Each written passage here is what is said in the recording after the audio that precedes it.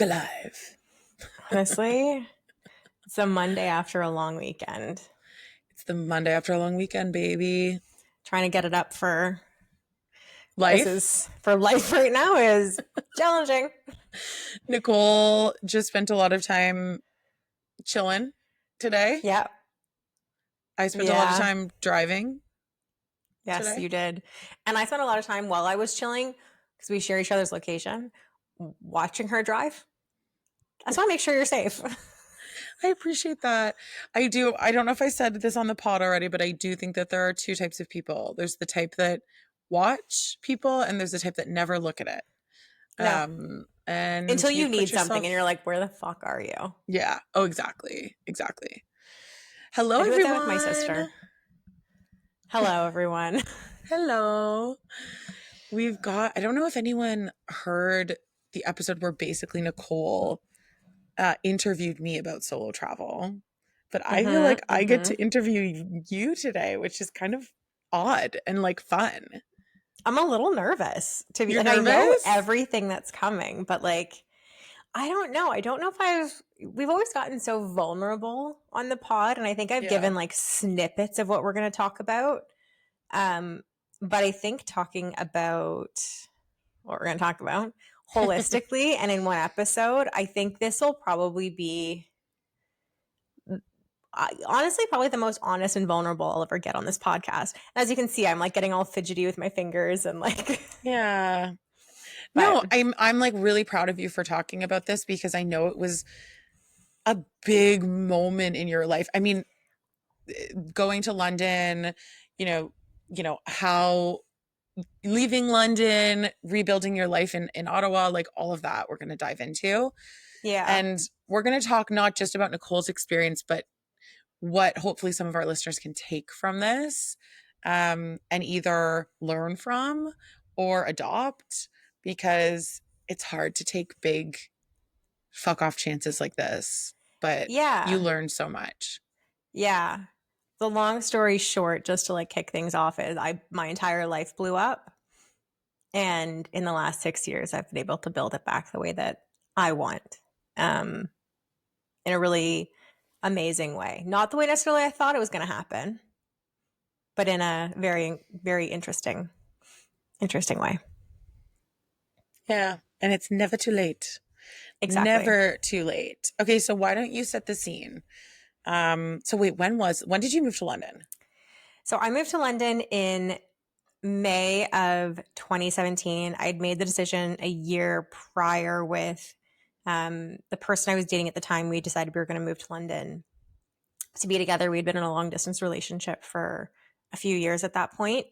And I had always had London on my radar.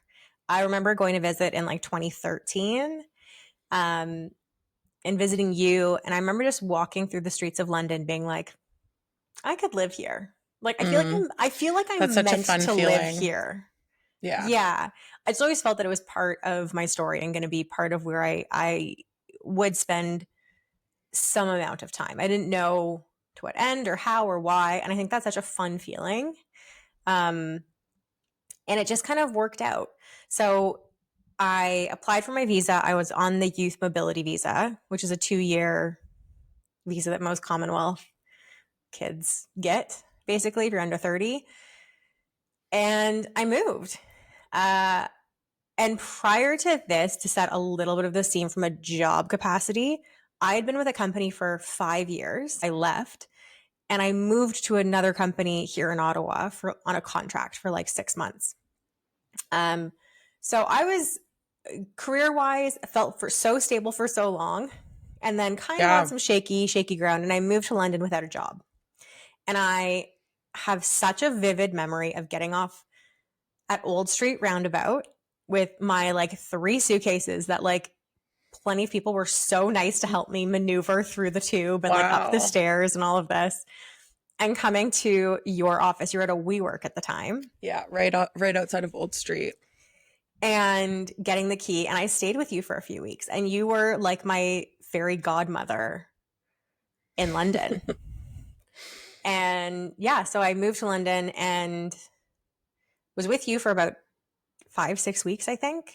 I think And then I so. moved into a flat in Notting Hill that a girl I knew from Ottawa moved out of. But again, I wasn't working. I was applied for hundreds of jobs. That was literally my sole focus every single day. And I think I probably cried on a bus in London every other day. And why do you think, like, if you obviously the job aspect of it was, I'm sure, making you emotional, but what were like, how were you feeling in those first couple of months? I think there's like the novelty that you're in this new place that you always wanted to be, but it's not matching necessarily the reality you had in your head.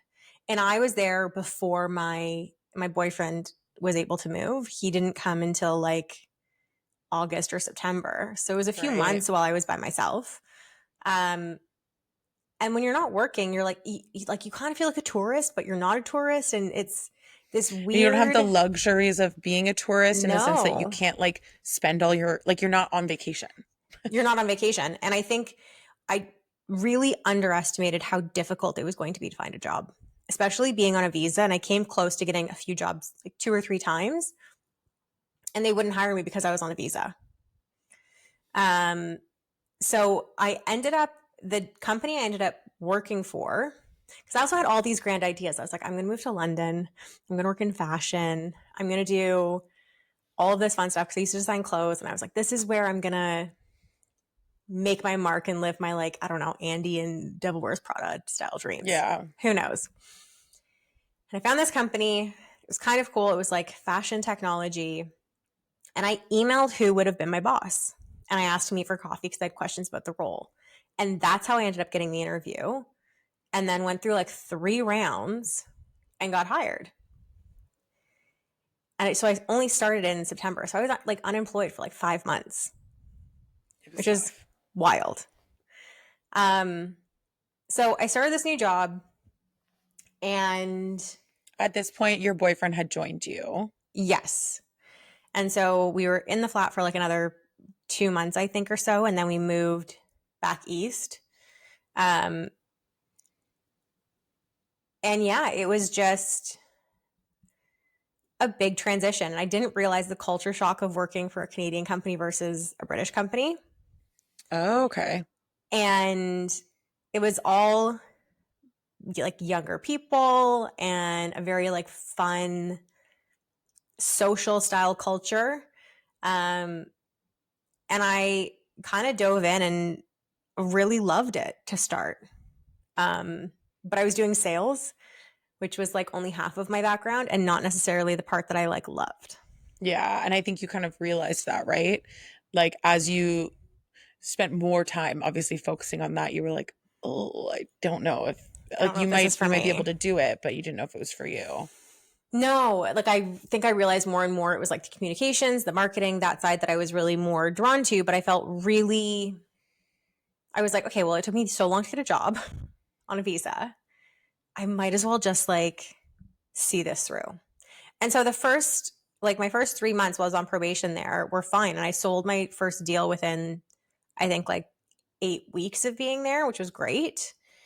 Um, and then pretty soon after that, I had an incident with another manager that really threw off my game and affected my confidence to the point that my manager after Christmas was like, what's happened?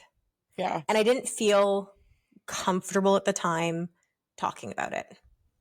I felt really unstable in like my position, and it really got in my head in terms of my performance.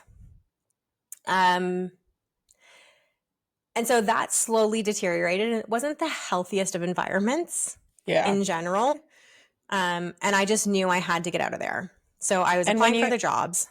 and Sorry, go ahead. when you say it wasn't the healthiest of environments, um like, say a little bit more about like what was unhealthy about it for from your perspective. A lot of toxicity. They threatened to fire me like every week, basically. Okay. Um, and just a lot of really negative undercurrents to it Like social. Yeah. socially. Yeah. And so I was actually interviewing for another job at the company because I was like, I can't stay in my current job. Like, this isn't the right fit for me regardless. I'm not selling anything. But I was interviewing for another company at the time, and I was like, it was a marketing agency. And I was like, at least this gets me back more towards Yeah. marketing. But I was still on a visa. So, like, again, not many options out there. And so I wrapped up at that company, and I had like a week that I could go home. And my mom's going to kill me for this. But kind of over this period, I started having suspicions that my parents were having an affair because, like, my parents have been divorced since I was 11. I would like message one of them or message both of them. And normally my mom would get back to me right away. My dad would take a bit, but I would like message them, not hear from them for hours. And then they'd both message me at the same time, or I would call them a lot and they would be together. It was very strange. That is odd. So I was convinced they were having an affair. I fly back to Ottawa for a week, and we found out my dad had a brain tumor. Oh my God, why am I getting emotional? This is like 6-7 years ago. That's Jesus. okay. But found out he had a brain tumor. And like, we didn't really know. We didn't know what was going to happen. We didn't know if it was cancer. I think we thought at that point, we were pretty sure it wasn't. But like, we didn't know if he went through surgery, like what that would do to him, what kind of cognitive effect that would have. There was just so many unknowns at the time. And I had to go back to London because I was starting a new job like the following week. Yeah, you didn't have much and my like leeway. No. And my sister's living in Toronto at the time too. So like, it's not like either of us were really there. So I moved back and I told my new manager that this was happening, just so that if something ever did happen, they had warning basically what was going on. And they were great. I really enjoyed working for the agency. It was still in a sales role, which again wasn't my forte, but I felt like I was getting my groove and learning a little bit more than I was previously. So got through the fall. November 30th, my dad had his surgery. And I just remember just being like not verbal that day, like not talking to anyone, not really whatever. And my manager at the time was lovely that she was like, what's going on? I was explained that it was my dad's surgery. So she took me out. We went to like the pub for a drink. And this is like end of the day, basically. But again, because of the time difference, he's still in surgery back home. The good part of this was he was totally fine. I mean, he can't smell for shit now, but that's a whole other issue. But he made it out of the surgery and everything was fine and it wasn't cancer. But being that far away from your family, you just feel like, well, I can't do anything. Yeah. You feel so helpless more than anything. So we were leading up to Christmas and I felt like this weight had kind of been like lifted off of me. I'm like, okay, my dad's okay. I'm going home for Christmas soon. My new job's going okay. Everything I think is going like roses basically. But I am getting ready to go back to Canada for Christmas. And I was at work still. And I got a frantic text from my mom being like, I'm on my way to Montreal. This is it with your grandma. Like, your grandma's passing.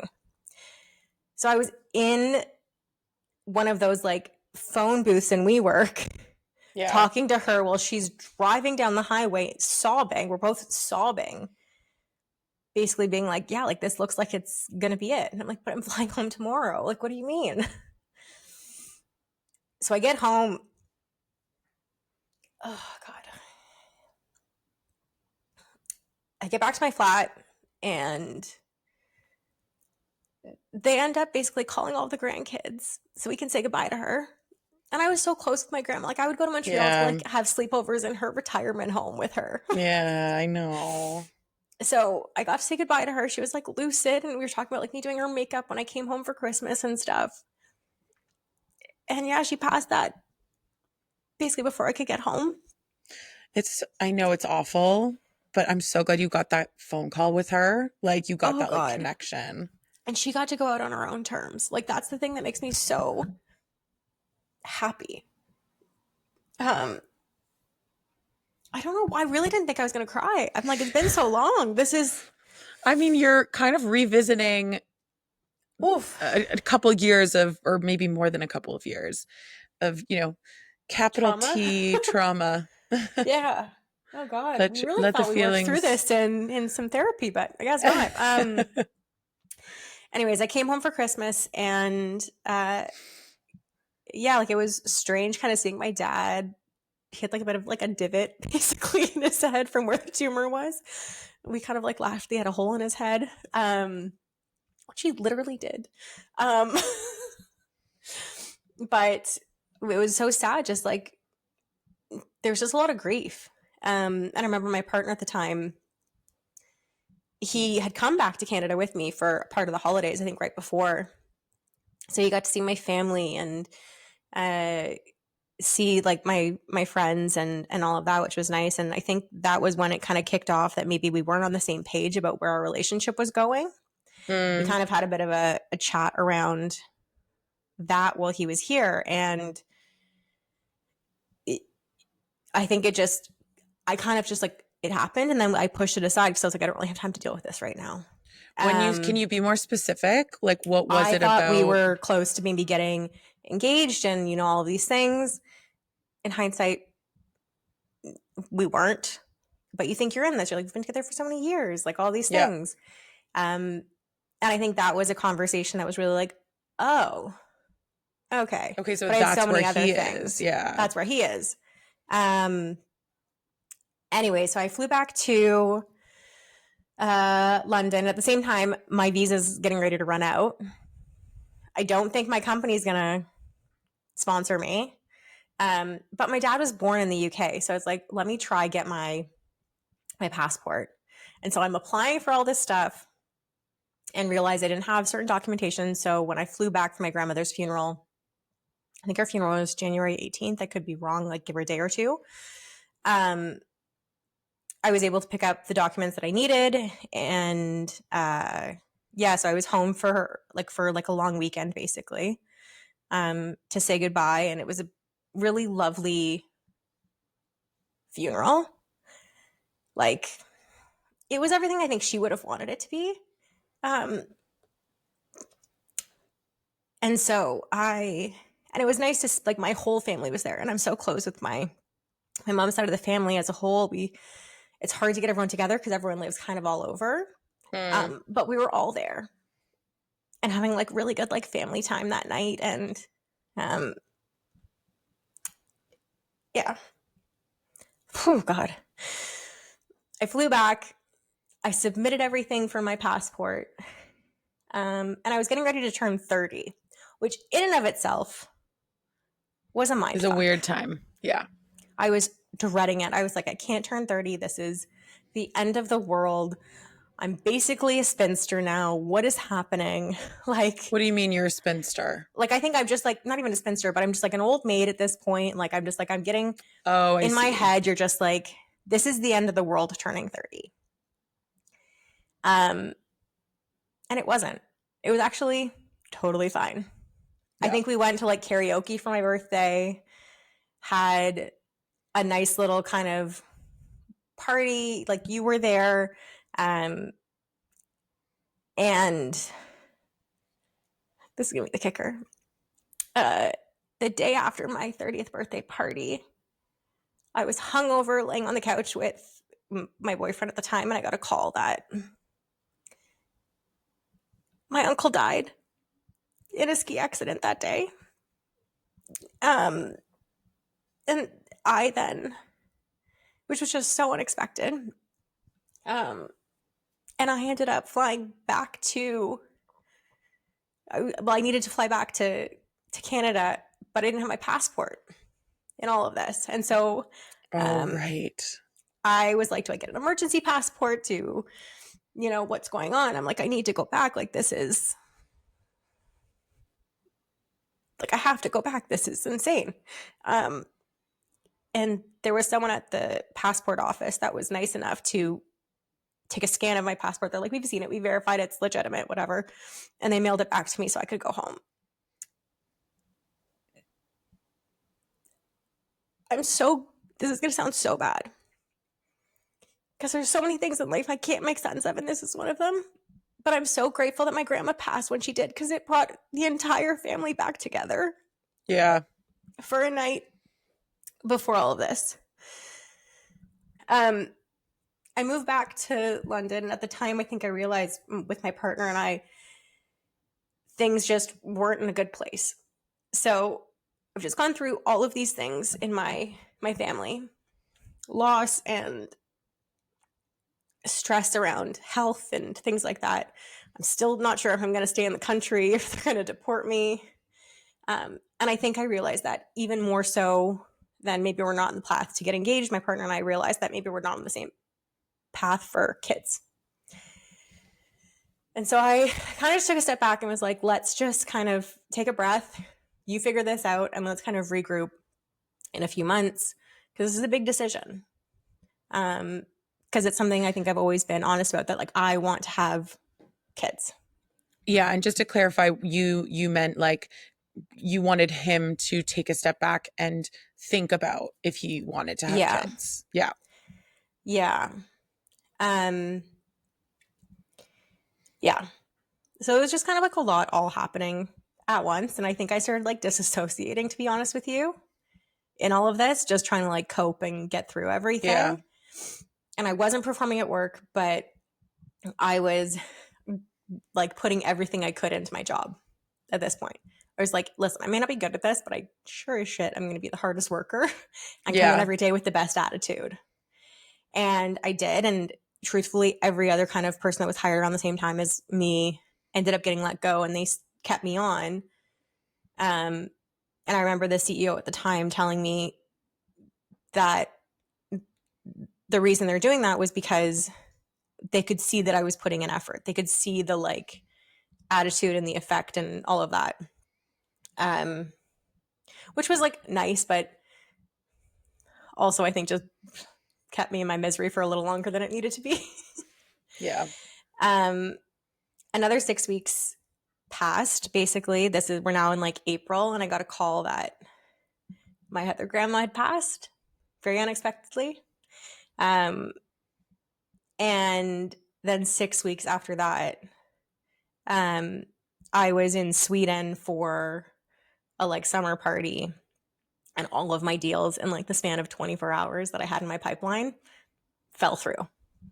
And so I was in Sweden for the summer party, and I got let go. It was the nicest letting go I've ever had in my life, because they like sat me down. They were like, you take your laptop, get your stuff off of it and bring it back the next week. And, they were like, we'll give you reference. Like, they were just so lovely, which I'm so grateful for in the grand scheme of things. And so I'm sitting in like this Stockholm airport, just sobbing, eating French fries, basically being like, when is this going to stop? Yeah. Like, And I think this. Sorry, go ahead.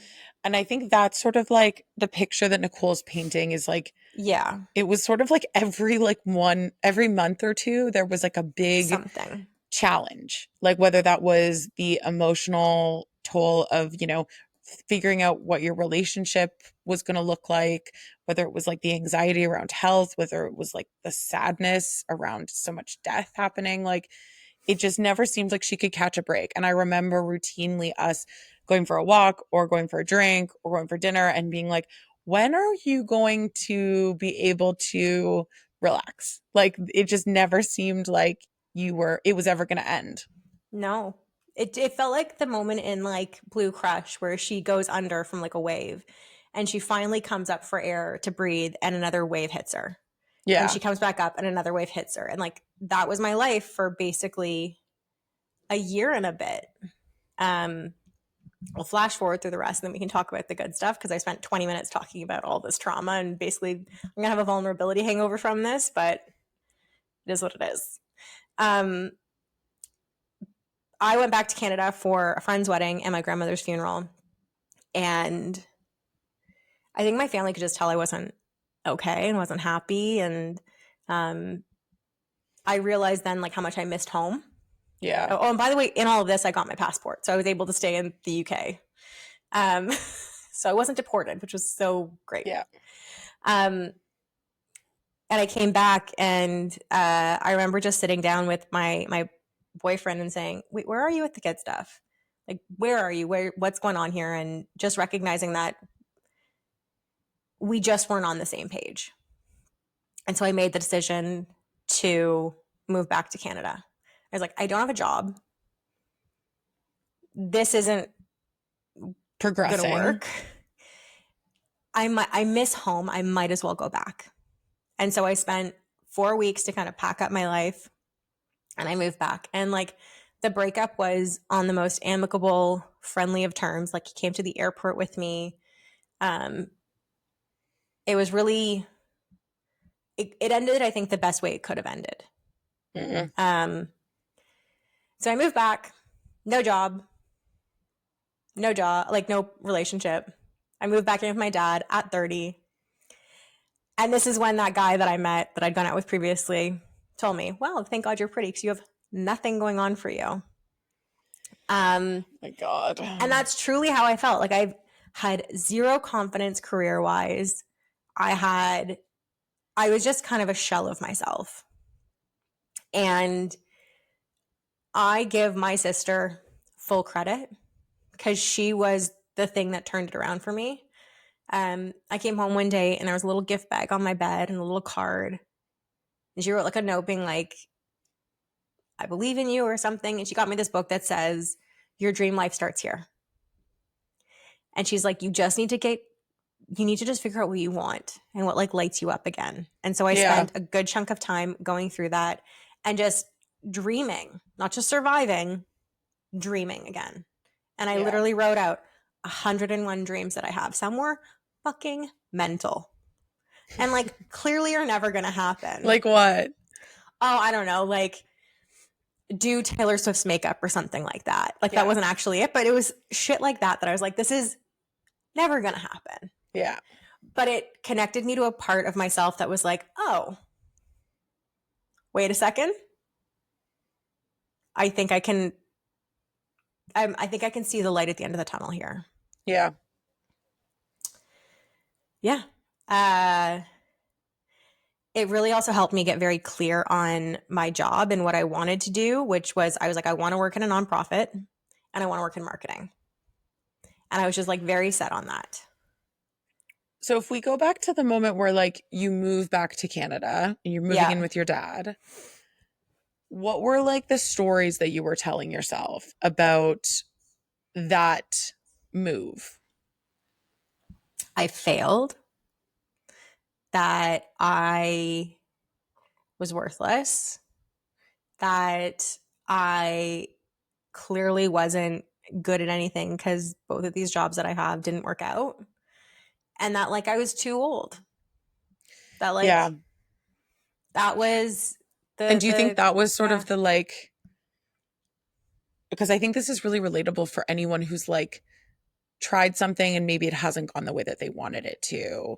And you know, 30 is this like pivotal age where we're all told we should be in a certain place in our lives. Like, do you think the fact that you had just turned 30 played a role, or to what extent did it play a role, I guess is my question. I think it played the biggest role. I was the kind of person that had such clear visions as to who I was meant to be at a certain point and what my timeline was supposed to roll out at and what like my life was going to look like. And the universe, like there's that saying, you plan and the universe laughs, or the God Yeah. laughs or something. And that was 100% how I felt. Yeah. But you got through it. Yes, And I how did you start? Other than I know I love your sister for, you know, kickstarting you into dreaming again. But yeah. what were the other sort of small steps, and even framing it as like, if anyone listening to this is going through some version of this, like what are the small steps that you can start with to start to rebuild yourself or your career? So one of the things that I did before I even found my job, because I moved back middle of August, and I don't think I started work until early November. So I was, again, unemployed for a few months then. But I got a gym membership and I had savings. So I went and I got a personal trainer. Because I was like, not that you have to get a personal trainer. This was like a very bougie thing that I decided to do at the time. But Well, you weren't paying money on rent. I wasn't paying money on rent. So, It was fine. And I was like, I just feel like shit. And I feel like this is going to be the thing that snaps me out of it. And it was. I loved my trainer. She got me to understand things about my body. I was moving consistently. I didn't feel like, I felt like I was putting energy into something really positive again. And I think that when you hit so many setbacks time and time again, being able to take a small step forward for yourself, even if it's not your end goal or isn't about, rebuilding your life from scratch, just giving yourself something and giving yourself time and pouring into your own cup, whatever that looks like, I think is almost the fuel to get you started. mm, And I really credit that with helping me build momentum and get, honestly, some of my confidence back, because I was being accountable to myself in a certain way in my life. yeah. I've also always found exercise to be so helpful when you're trying to get over someone.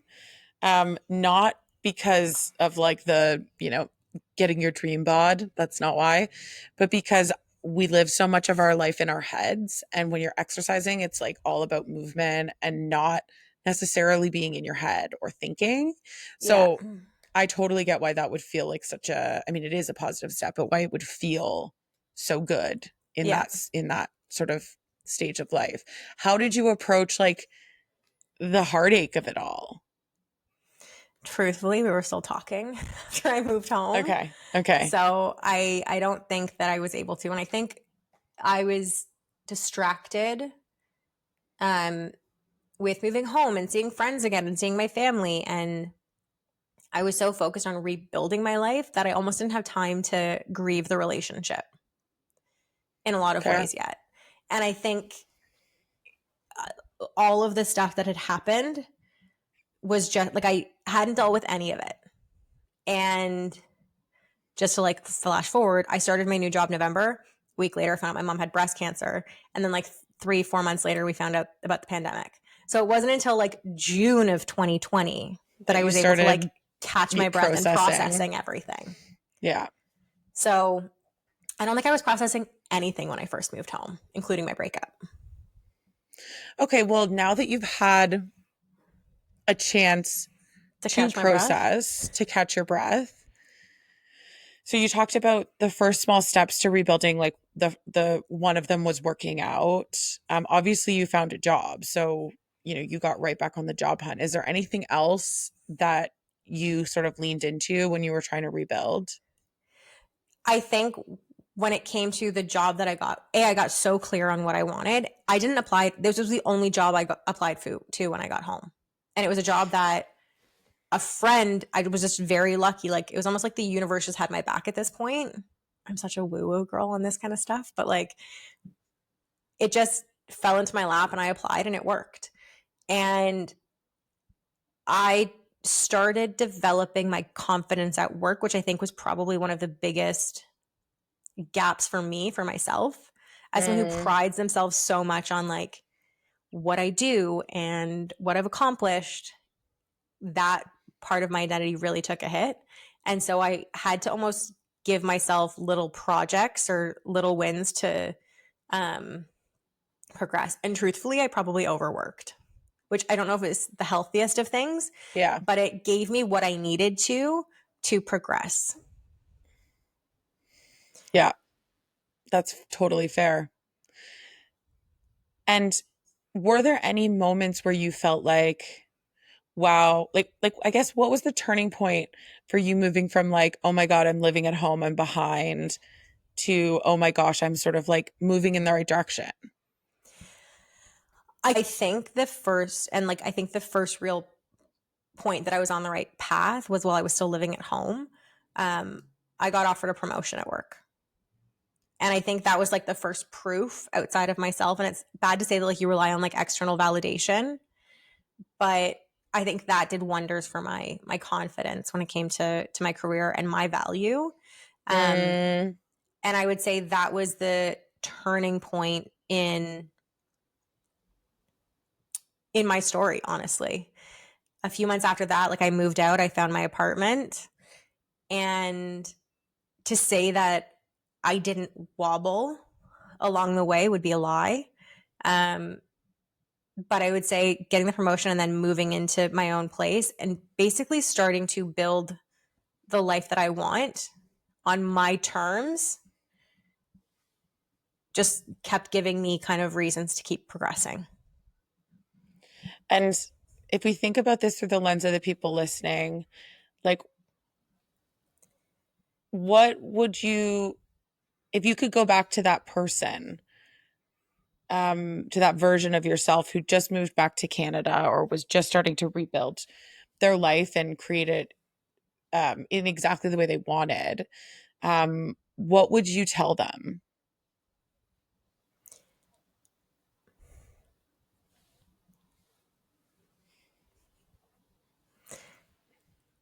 That like you are capable of anything and that you can have anything you want in this life. You just have to decide and then do it. And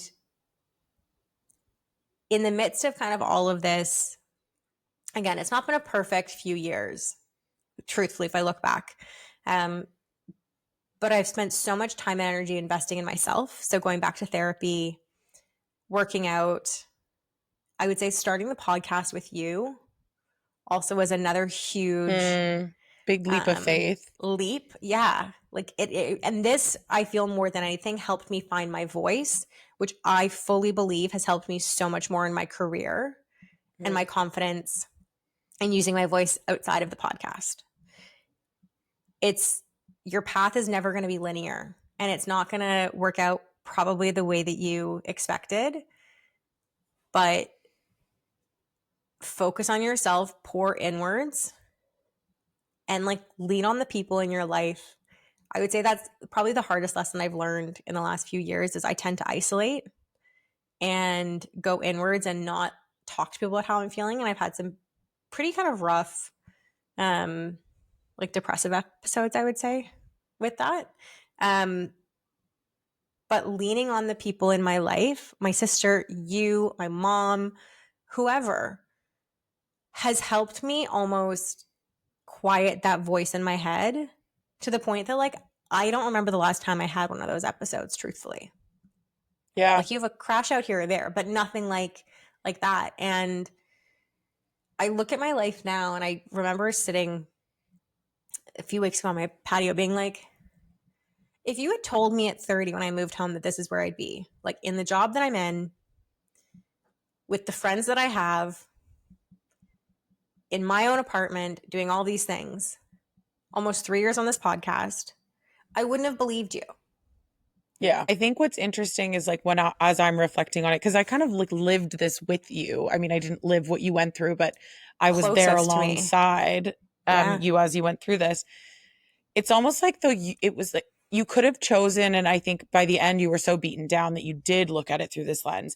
It was like you were being punished for like a year and a half, That's like sort of how it felt. And I think it's very empowering what you were able to do because, if anyone goes through any hard shit, it does feel sometimes like a punishment or like you deserve it Like, what or did I do wrong? what did I do wrong? And I think you've managed to change the narrative from like, okay, bad shit happens, but like I can take control of my life and figure out, bad shit's always going to happen. Like you can't control some of this stuff, but the stuff you can control, I think you've done a really good job of being like, okay, so I'm not good at sales. Cool. What am I really good at? And you've Yeah. leaned into that. Okay, so I'm not happy in London. This isn't making me happy anymore. Where would I be most happy? In Ottawa? Okay, let's double down on that. Like there's so many examples of like being very intentional about that. And I think if anyone's listening, that's sometimes it does take time.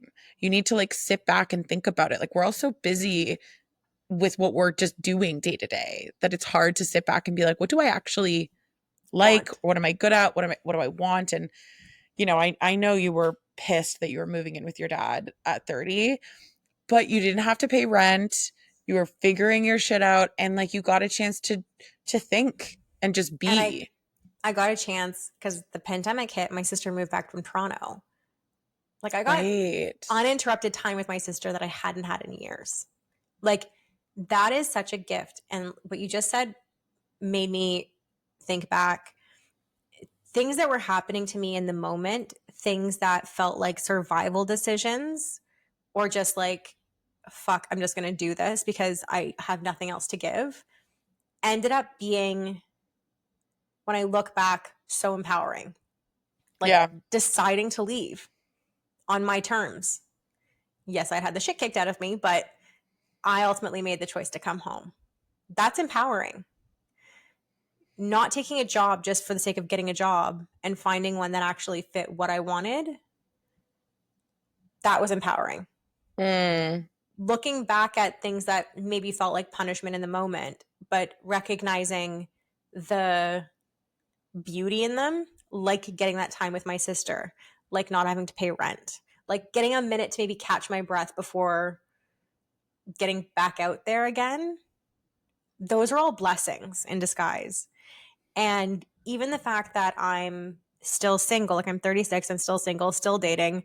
Told Megan about a date I went on today, which was something else. It's for the next But episode. That's a wild story. but I now look at it as like I'm not single because no one wants me. I'm single because I'm choosing to be this until I find someone who can match where I'm now at in my life. I've built myself back from where I was and then some. I've been able to create a life that makes me feel excited. It's not perfect, but it's mine. And it's empowering to know that I'm not settling now anymore in my life in any Yeah. aspect because life is too fucking short. Mic drop. Yeah, it is. Like, and through all this, through being single, through like, again, we've talked about like my friends being in different stages than me, that forced me to make new friends. I'm so blessed, some of the women that have come into my life over the last few years, right? Like, all of these are blessings and everything is perspective at the end of the day. Um, because, like you said, life is shit sometimes and there's stuff that's just going to happen that's totally outside of your control. But the only thing that you can control in all of this is how you show up for things and the effort you put into them and the attitude that you perceive them through. Yeah. But I know I'm going to have such a vulnerability hangover after Yeah. this. That's fair, man. But I'm so proud of you for being so vulnerable on the pod. I think hopefully people, well, learned a lot more about Nicole, Yeah. but also have some, I don't know, pep in their step, thinking about where they want to go with their life. And not that you have to do anything the way we do it, but just like taking control of kind of where they're at in their own journey. Yeah. Yeah. Because life doesn't have to happen to you. You Yeah. have the power. And especially now, especially with where we are, just figure out how to give yourself what you need first and the rest will follow. Amen. We love you guys. We will be back next week with another wonderful episode. Maybe less crying, maybe more crying. We don't know. Talk to you soon. Bye.